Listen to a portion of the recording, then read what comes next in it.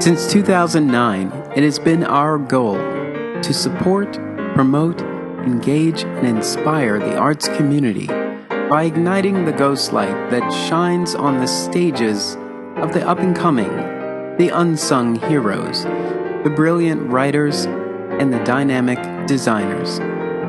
Our podcast breaks the fourth wall to give you an inside look at the plays and the players. Stay tuned. Rep Radio is on the air.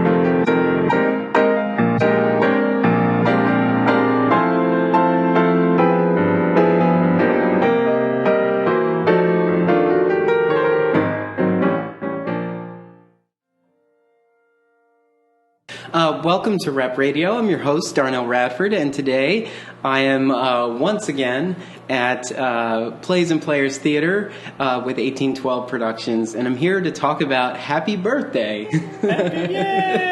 Happy birthday! Yeah, happy birthday! And so we're not going to sing it, even though we can sing it now. Before we couldn't, when we get sued. But I'm here with two wonderful local artists, and I'll have you introduce yourselves. Sure. I'm Trey Lyford. I'm the director of the piece. And I'm Suli Holum, and I'm one of the performers. Okay. And welcome to Rep Radio. Thank you. Thank you very much. So we'll get into the interesting sort of behind-the-scenes things about this production as well, but I will start out and say that you two are husband and wife. We are married. That is true. We are a package deal.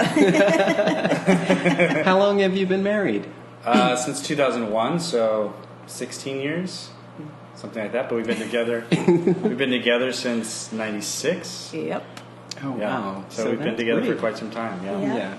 So you tell Jen that you won't direct the show unless I'll take the job. There's one thing. You gotta take my wife. I think it was the other way around. Take my wife, please. It was a lovely little gift.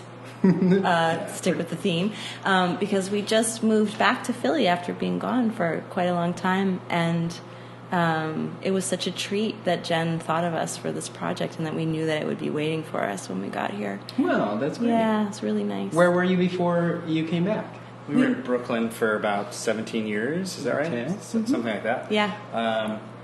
But we were constantly making work here in town. Suli is one of the. Well, you can tell them that. I'm a founding member of Pig Iron, okay. And was with Pig Iron for 10 years, and I still do collaborations with members of Pig Iron, and Great.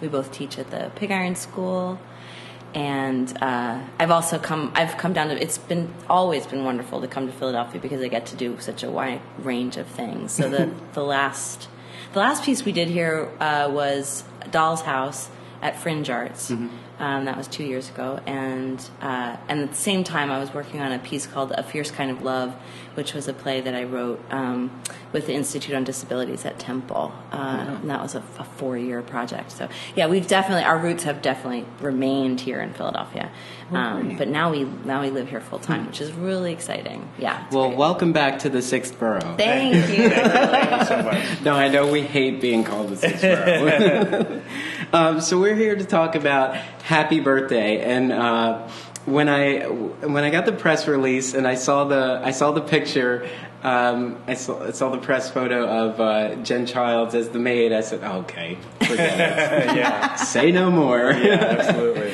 I just you can tell by the picture that it's going to be a farce, because you feel like I kind of feel like a farce is not a farce without a maid. Yeah, without a maid and at least 4 doors, right? That's right. I feel like that's part of the main ingredients. You have a servant of some kind, and then you have multiple doors. And the servant, it goes back. It's such a classic thing. It goes all the way back into even Commedia dell'arte, and even probably further back, I'm sure. I'm trying to think, are there any maids in Aeschylus? But the archetype of the servant kind of getting in the know on misbehavings of their bosses, and how those kind of misunderstandings create kind of chaos, and comedy is a really old structure, and so the servant really is a big part of it. And I just can't imagine that when Jen read this, she didn't think, yeah, this is a great part for me. And she's right. I mean, she was really the one who established the casting and knew exactly who was right for what, and really kind of brought me in as the director after she knew who was going to be playing it. And one of the reasons I took it is because it was so clear that the cast was so perfect. It was a great cast of Philly actors that I knew, and also a great casting of those actors, like really played to their strengths. So yeah, the maid is a big part of it, and she does a great job. She does. She's amazing. It's really inspiring to be in the room with all these folks who they love working together so much and have so much experience working together and are all so at the top of their game. It's really great. One of my first play in high school was a play called Bang Goes Christmas, and it was very much a farce. And the characters that stick with me to this day were the maid and the butler. They were hired last minute. They're the only ones who don't know anyone, but they were just sort of the bumbling ones. We saw all the behind the scenes craziness that they would do, and there was the maid would always point at the butler and say, "Look what you done did," and the butler would say, "I done who done did which," or he'd change it every time, and it was always the thing. So like, you know, when I have a clear moment in my head, I'm like, "Look what you done did! I done who done did what." Yeah, it sticks with you, those little tags. Always fun moments. Yeah. So tell us about Happy Birthday.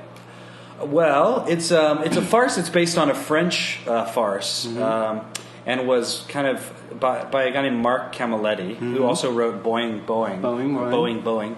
I guess I always thought it was Boing Boing for the longest time. Yeah. Boing Boing, the airline manufacturer. But and so it's in a similar vein, and there are definitely some similar seats to it. That show just had a really big kind of restaging in New York that won a bunch of awards, and Mark Rylance was involved, and other really great actresses and actors in it. And so this is in that same vein, but it's also there's an American adaptation of this play. But I think Camilletti's version of this, actually, there's an older play that it's based on as well. And so it kind of has gone through many filters. This one is the British version. So it's the other version, Don't Dress Up Don't for Dress Dinner? for Dinner. Don't Dress for Dinner? Dress for Dinner is the American one. That's, and it's a very classic structure of misunderstood kind of relationships, and it's a bedroom farce. So there's lots of people trying to have affairs with other people, and they all end up in the same kind of capsule, the same kind of pressurized situation. So they're all in a country home, out in the country. It's very similar to people like who have houses down at the shore, or in New York, it's like out in the Hamptons or something like that. It's like these affluent people and their country home have invited guests, but things kind of get a little saucy, and and lots of different things start to occur that make a lot of misunderstandings and lying. People are constantly caught with their shoe right in their mouth, so they have to kind of come up with things on the spot, and that causes more chaos. And so it's really about, at the end of the day, it's about failure. It's about watching these people fail in their relationships, fail in trying to lie, fail in, and at the end, there's all of that failure wrapped around these themes of sex, infidelity, and love. I think at the end of the day is really what it's about, is kind of finding the person that you really click with. Yeah, it's a great night. Again, the cast is fantastic. It's a lot of very skilled actors that really know how to play comedy in a really honest, fun way. Yeah. So. And I know that Jen was really excited to bring Trey in for this project because he has such an eye for physical comedy, and has such an understanding of the rhythms of physical comedy and how to encourage that kind of physical freedom in the ensemble. I would also say it's a very physical show, which would maybe not be immediately apparent on the page, but it turns out that the physicality is a huge part of the humor in the show. Yeah, absolutely. Yeah. And what's all that energy? Do you think all that energy was there 50 years ago? Absolutely. I mean, I'm sure it was. Whether or not there was physical bits or not, I just can't imagine there not being, because when you start to bring in, especially if this is done in France and it played in France for quite a long time, in Paris. Like at one point, Camilletti, I think, had 3 different plays running at the same time in Paris, and so he was a known successful playwright. But you've got a whole tradition of clowning in France, and also of just like commedia coming into France from Italy, and then those companies starting. So you have characters in the commedia structures that have kind of adapted. So you have Arlecchino becomes Arlequin or Harlequin, and these kind of comic structures. So I just feel like the actors were very much in their bodies comically. So I'm sure there was shenanigans and energy, to boot. Yeah. Well, I as I was going through the release and kind of thinking about it, I was thinking it appears to be what seemed to be acceptable in the upper class UK, UK, was frowned upon on the surface in America. And but now the definitions of relationships appear to have been rewritten. Such a storyline may not appear as shocking today. Yes. And I wanted to get your thoughts on that because I feel like there was a time where we were just trying to pretend all of this wasn't going on. Yeah. And I think that's really what I mean in saying that on the surface this wouldn't have been acceptable behavior. Yeah. But when we're watching it, we're observing it, because this also kind of reminds me of like I was thinking like Three's Company. Absolutely. In a sense. Three's Company is too. right out of this tradition. Yeah. Even all the doors in Three's Company, they have it. Fawlty Towers, all of them. Yeah, and Three's Company, it's been a while since I've watched Three's Company, but there is always it's relationships always, right? There's always the possibility of people, but it never happens. Misunderstandings and confusion. So there's always the possibility of people hooking up, right? Yeah. What you're saying though is very true, and I think it probably comes in and out, but it still plays, and these farces still play for 2 reasons. I think one. It probably plays a little differently. You're right in that the tension of the unspoken, or the things that are not the taboos that we don't want to talk about. When people are doing something really out there in terms of pushing those taboos forward, then the comedy releases. There's something in that tension of like you're not allowed to do this, and so but on stage we're going to do it. The naughtiness of that gets people to laugh just out of discomfort. So I think we don't have that as much. But we do have. I still think we do have a respect for marriage and relationships in general, and kind of there's all kinds of open relationships now, and all kinds of definitions of relationships, which I think have always existed. But at the core of most people's experience, I think, is a real understanding of what it means to be in love, and what it means to really be committed to someone, or to be hurt if that someone betrays you. Like those are the themes that I think stay universal in it comically. But there's definitely less of that tension that you're talking about. I feel like the tension in our production comes from what individual characters are comfortable with or not comfortable with, as opposed to this idea that it's a society, that society is imposing structures on these characters.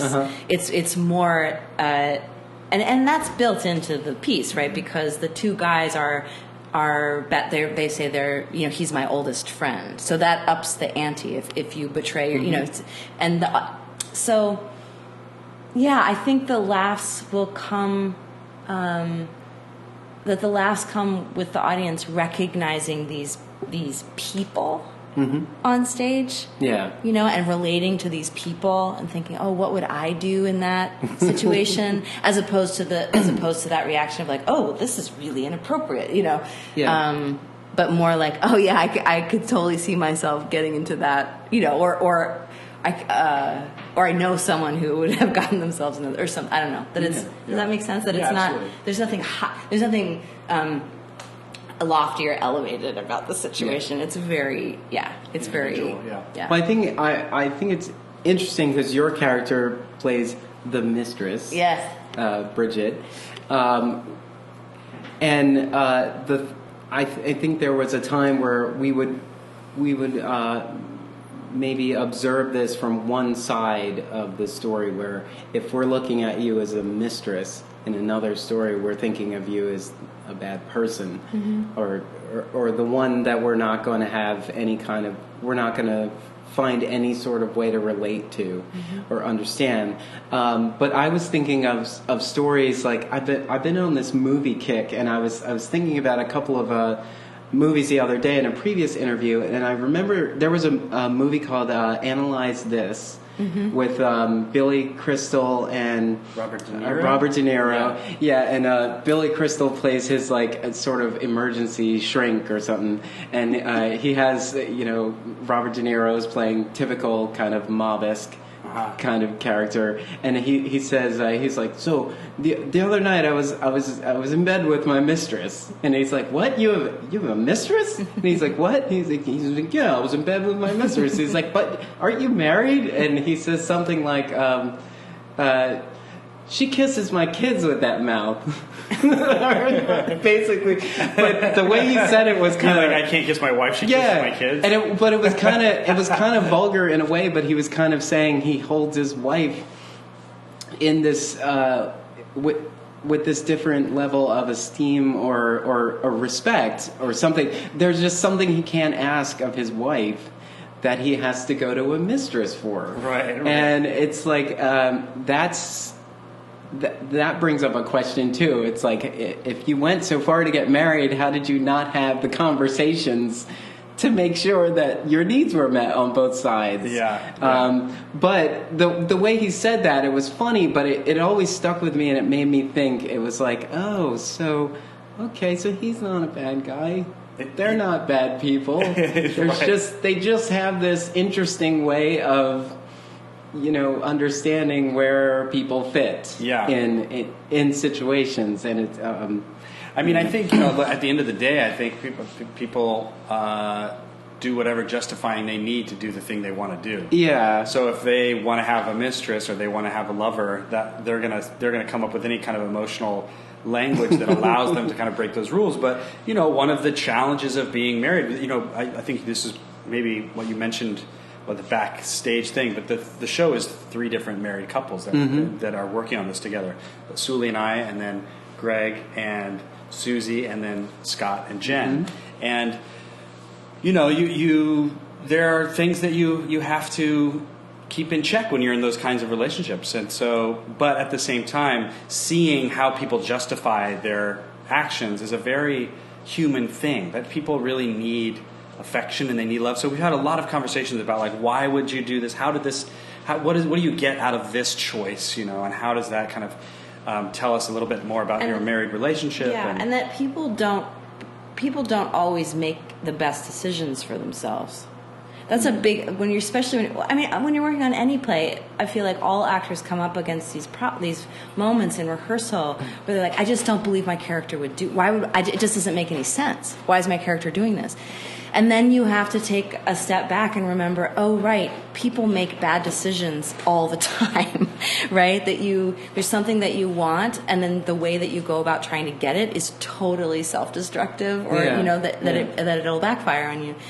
So there's a lot of that in the show, and also Jen said something great the other day where she said, what I like about Camilletti is it's not immediately apparent when you read it, because when you read the script, it seems like it's 2 men manipulating these women, and the women are all kind of interchangeable and kind of powerless, and that's pretty disappointing. Like your story about that guy, that character talking about the 2 women in his life that way. I don't find that particularly funny because it's women being relegated, right? He's like, definitely. I use my wife for this, and it was the way he delivered that line, and we know it's a comedy. Yeah, right. So we laugh at it.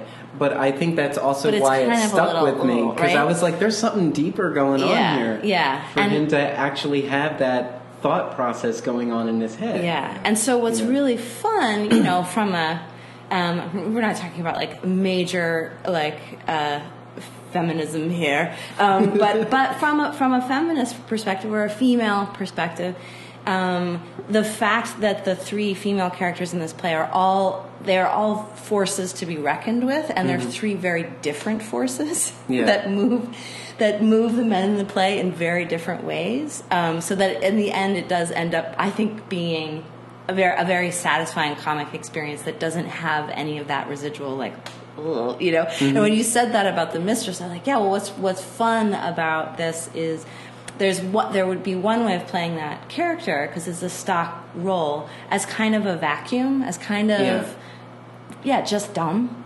So because she could just sort of get pulled around, but in at least the way that we're going with it, there's more agency and fun in, you know, she is also getting stuck in an uncomfortable situation, and then she is figuring out ways of getting out of that situation.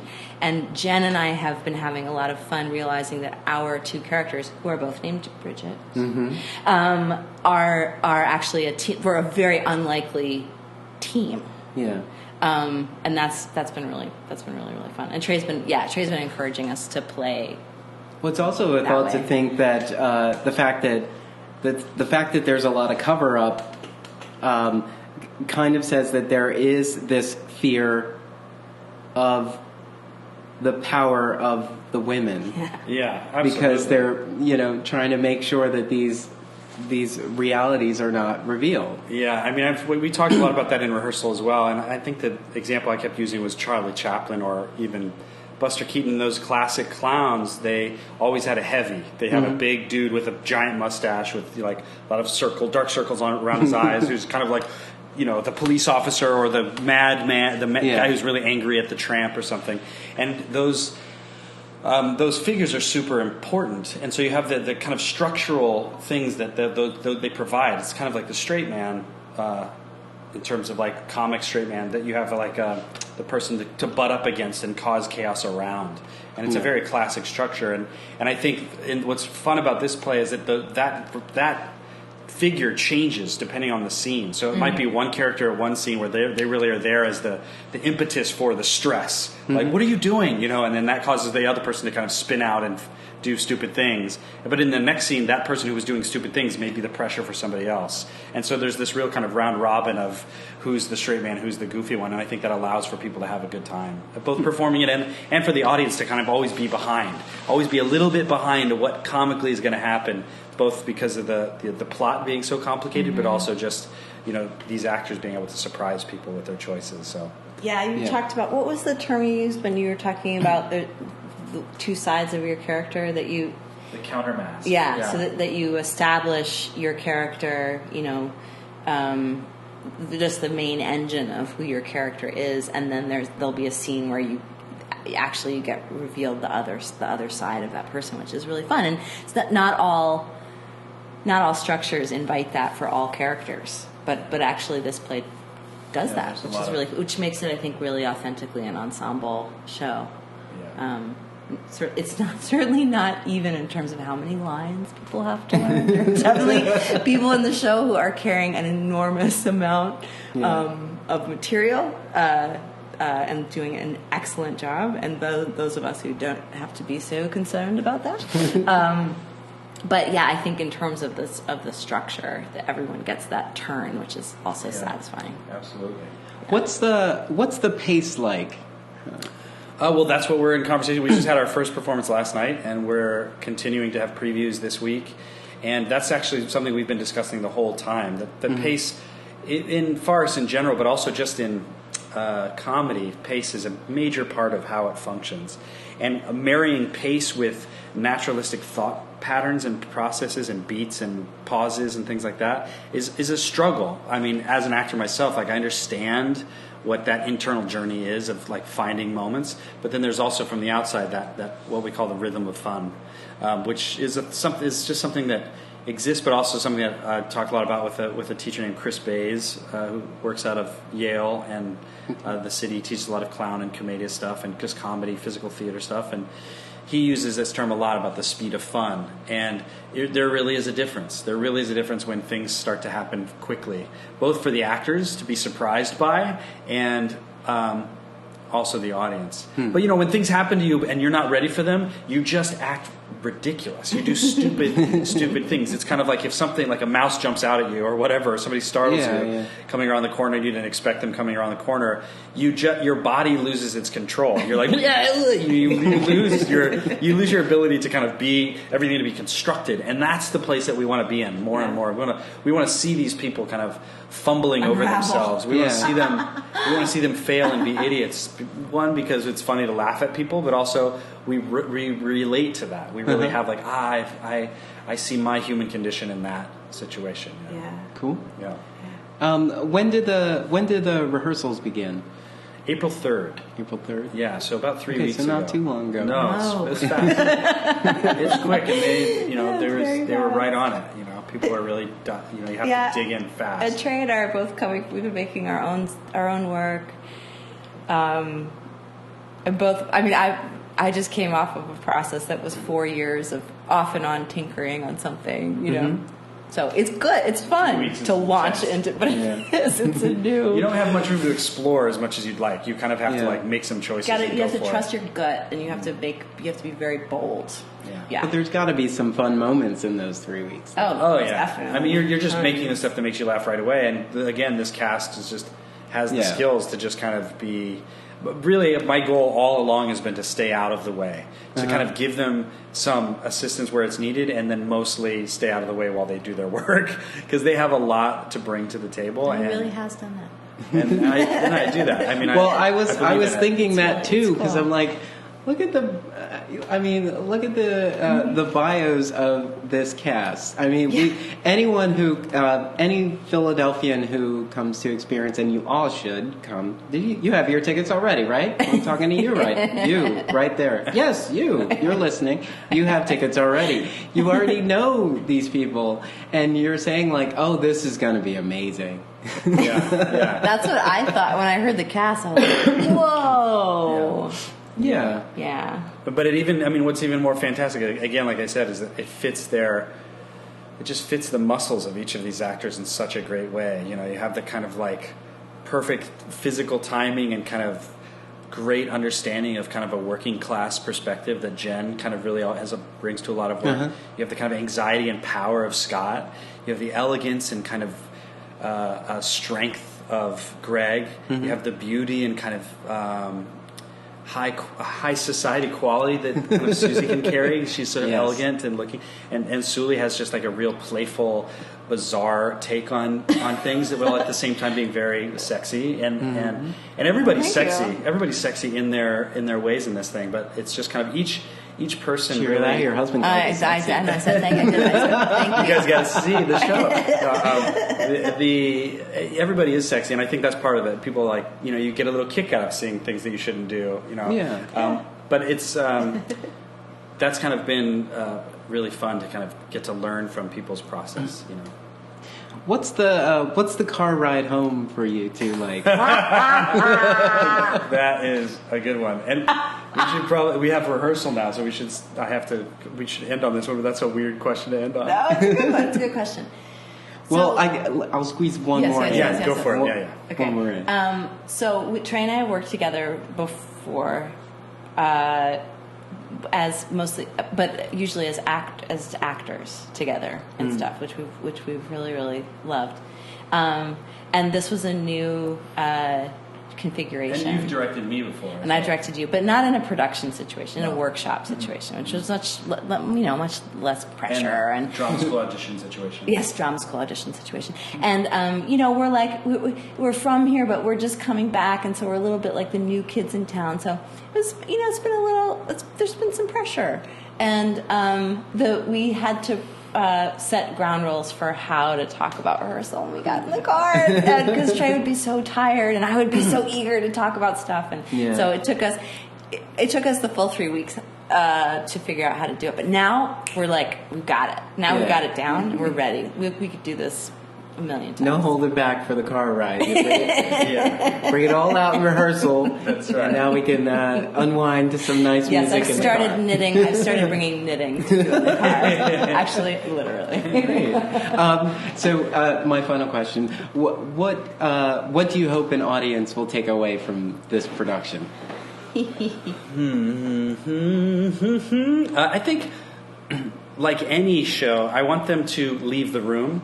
I want them to not leave the room, because that's not actually what I spend most of my work. Most of the work I make is kind of get out. Thanks for coming. No, not leave the room. I mean, most of the work I make is like engaging with the audience in the room, and the event itself is in the room. So it's really celebrating the kind of liveness of the creation. This is also a live situation, but I kind of feel like people really need a chance to leave their lives in the world for a little bit now. Yeah. And at the same time, there are a lot of resonances with this play in terms of upper class and the kind of the elite and the working class, and that kind of bounces around in this play a little bit. There's also just the idea of being in a world where nothing makes sense and you can't tell what's true and what's not. Mm-hmm. And a lot of those things resonate in this play. So I'd love for them to kind of take some of those ideas away, but at the same time, I'd really love them to just come in, have a great time, laugh their asses off. Am I allowed to say asses? Yes. No, we're going to X that out. Laugh their ass off. Ass. Beep, beep, beep, beep. Ass. And just have a good time, just kind of experiencing the chaos of these characters in their lives. Great. Do you want to add anything? Come see the play, it's funny. See? Come see the play, it's funny. Come see the play, it's funny, it's sexy. Yeah. It's a farce. It's a farce. Which is different than, fart. Yeah, you can edit that one out. And I'm definitely leaving that one in. Trey and Suli, thank you so much for taking the time to chat with me. It's Happy Birthday. The production is running right now. You can get your tickets at 1812productions.org. Thank you so much for joining me today. All right, thank you. Thanks.